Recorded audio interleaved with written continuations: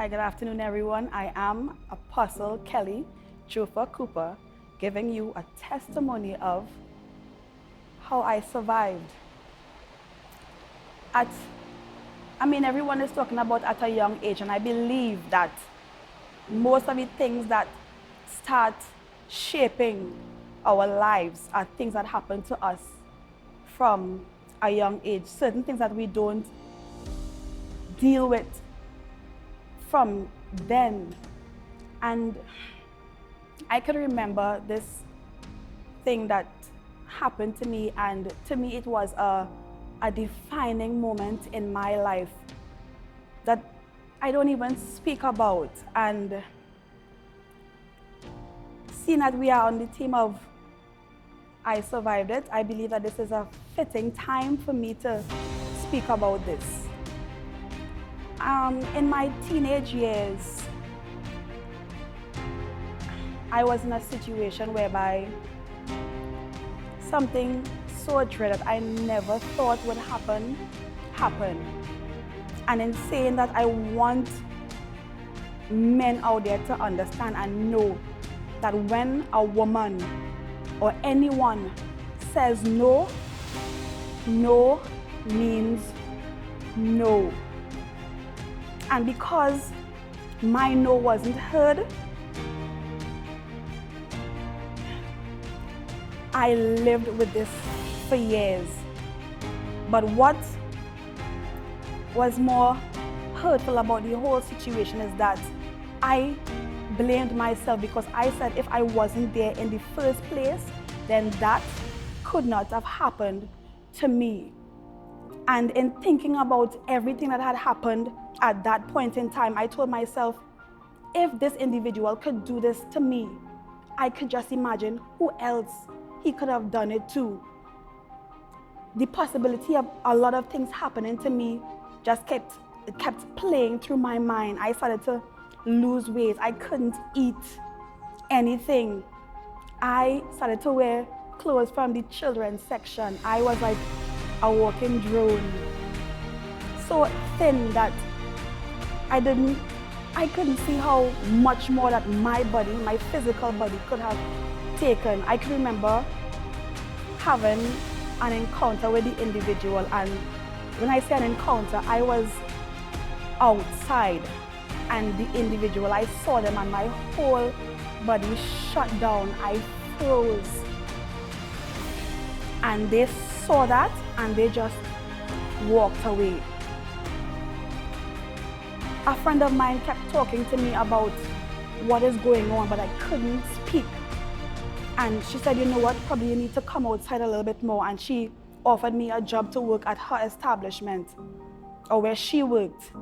And while I was working there, she kept a close eye on me. And it had this moment, you're trying to be as normal as you could, and people will see you, and yes, she's friendly and she's nice, but they saw that something was wrong, to the point whereby when we used to leave work every night, they used to form this barricade around me, thinking that if they don't stay with me, I could easily do something like walk in front of a car to try and kill myself.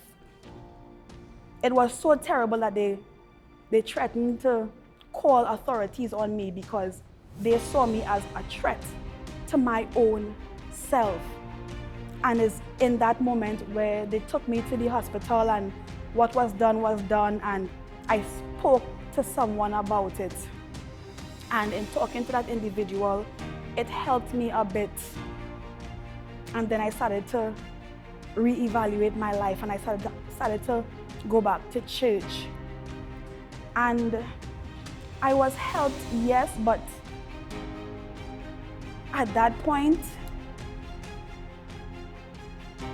it shaped a lot of where I would see myself afterwards, because even in the midst of going through all of that, I would have dreams about God speaking to me about who I am and where I am supposed to be. And when I look at my life, I was nowhere close to being that individual. But I thank God for His Son. I thank God for His grace.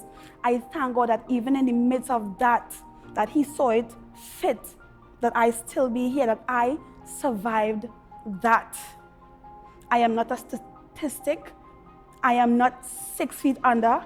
I am here only by the grace of God because He allowed me to survive it. And I want everyone who is listening to me, who hears my voice, it doesn't matter what you do or what you may have on or where. No one has the right to violate you.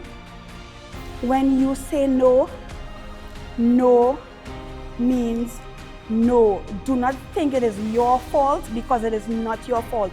That is their fault. That is the demons that they are struggling with. And they place it on you. And to live with that guilt, it is not your guilt to hold. If you are feeling like that, seek help. Seek spiritual guidance. Seek some form of counsel, whether it's from someone in your church establishment, because trust me, you need that help, because I couldn't take that on my own. I couldn't walk that walk on my own. I thank God that I am here today. I thank God that I am alive. I would have never thought that I would have lived to see the day that I am now called Apostle Kelly.